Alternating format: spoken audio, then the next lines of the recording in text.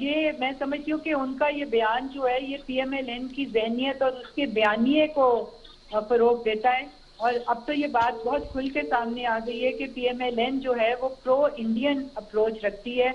और वो हर सतह के ऊपर जो है उनका भारत के साथ जो एक गठजोड़ था नवाज शरीफ साहब का, वो उनके जो पीछे हवारी यहाँ रह गए हैं वो उसको सामने दिखा रहे हैं कि जी वो प्रो इंडियन उनकी सोच है। आप ये देखें कि अभी जो पीडीएम के जलसे हुए हैं, अगर इंडियन मीडिया के ऊपर आप उसको देखें तो हर जगह ये बताया जा रहा था कि ये जो पीडीएम का प्लेटफॉर्म है, ये पीएमएलएन जो प्रोटेस्ट के लिए निकली है, ये मिलिट्री एट्रोसिटीज के खिलाफ जो है ये सड़कों पे आई है। जबकि यहाँ पर वो आवाम को ये बताते हैं कि जी हम आपके लिए महंगाई के लिए निकले हैं। इंडियन मीडिया उसको किस तरह से उठाता है और मिलिट्री के खिलाफ उस पीडीएम के प्लेटफॉर्म को जो है वो पेश करता है। मैं समझती हूँ कि इस वक्त ये बिल्कुल बौखला चुके हुए हैं और जो इतने साल इन्होंने मेहनत की थी पाकिस्तान का इमेज गिराने में, ये पिछले 2-2.5 सालों में जिस तरह से इमरान खान साहब ने इमेज को उठाया है, जिस तरह से हमारे सिफारती सतह पे पाकिस्तान का मुकाम जो है वो इतना बेहतर हो गया है कि आज आप ये देखते हैं कि जब ह्यूमन राइट्स काउंसिल का इलेक्शन होता है तो चाइना से भी ज्यादा वोट जो है वो पाकिस्तान को मिलते हैं।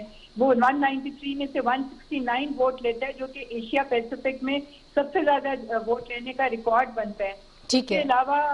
इंडिया जो है वो हर महाज के ऊपर, चाहे वो यूनाइटेड नेशंस की जनरल असेंबली हो, चाहे वो यूरोपियन यूनियन हो, हर जगह पे उसको पाकिस्तान के हाथों जो है वो हजीमत उठानी पड़ रही है। तो ये मैं समझती हूँ कि ये उन्हीं के एजेंट्स हैं जो यहाँ बैठ के इस वक्त जिस तरीके से भी इंडिया को प्रमोट कर सकते हैं या उसको किसी तरीके से ये बता सकते हैं कि जी इंडिया आज भी स्ट्रांग है और पाकिस्तान इंडिया से डरता है। तो ये बहुत ही गैर जिम्मेदाराना बयान था और यार सादिक साहब के स्टेटस जैसे शख्स से हमें बिल्कुल उम्मीद नहीं थी कि वो इस किस्म की बात करेंगे जो कि पाकिस्तान के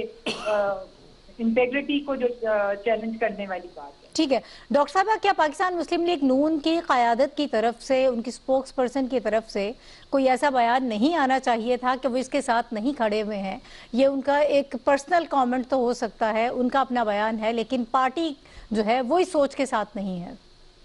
लेकिन ये बयान तो तब आता ना अगर पीएमएलएन वाकई इस बयानिए पे खुद भी ना खड़ी होती। जाहिर है यार सादिक साहब उनको रिप्रेजेंट कर रहे थे, उनकी सोच को रिप्रेजेंट कर रहे थे और पीएमएलएन की, नवाज शरीफ साहब की, सबकी यही सोच है कि आपके सामने आ गई है तो वो इसको क्यों डिनाई करेंगे, क्योंकि ये उनका बयानिया ही पीएमएलएन का ये है, चाहे कोई भी लीडर हो उनका। ठीक है शहजाद साहब हमारे साथ मौजूद है, मैं चाहती हूँ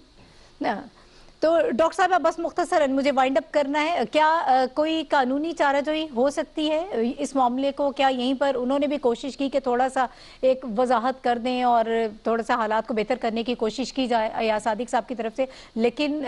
DGISPR की तरफ से बहुत वाज़ेह पैगाम दिया गया, कैटेगोरिकली बताया गया कि अगर हक़ाइक़ को मस्क करने की कोशिश की जाएगी या आप तारीख को बदलने की कोशिश करेंगे तो उसको तो ना तो आवाम कबूल करेंगे और ना ही हमारे इदारे कबूल करेंगे। जी बिल्कुल जी, मैं समझती हूँ कि ये इसके कानूनी एस्पेक्ट्स को भी देखा जाएगा और अगर इसके ऊपर कोई एक्शन लेने की जरूरत हुई तो इसके ऊपर एक्शन भी लिया जाएगा, मगर ये पाकिस्तान की इंटेग्रिटी पे, पाकिस्तान की मैं समझती हूँ के ऊपर डायरेक्ट उन्होंने अटैक किया है और ये बहुत ही एक गैर जिम्मेदाराना हरकत थी। ठीक है, बहुत शुक्रिया डॉक्टर नौशीन साहिबा। हम पहले सेगमेंट में बात कर रहे थे DGISPR की आज की जो प्रेस ब्रीफिंग है उसके हवाले से, जो उन्होंने रिस्पॉन्ड किया था सरदार अयाज सादिक साहब की जो स्टेटमेंट कल आई थी और असेंबली के फ्लोर पर उन्होंने जिस तरह से तारीख को मस्क करने की कोशिश की और पाकिस्तान की जो एक वाज़ेह फतह है जिसको पूरी दुनिया जो है वो जानती है और